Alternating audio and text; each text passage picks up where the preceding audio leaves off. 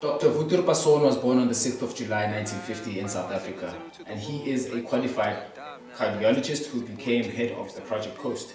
His medical expertise and military connections made him an ideal candidate to lead this program. I asked him, why, Wouter, are you doing this? And he said, I've got one daughter, and one day, and he said, we don't really have any doubt that the black people will take over the country. But one day, when the black people take over the country, and my daughter asked me, Daddy, what did you do to prevent this? The other brief was, and very, very important one, was to develop a product to curtail the birth rate of the black population in the country. Can you tell us a little bit more about this? Who asked you to develop this product?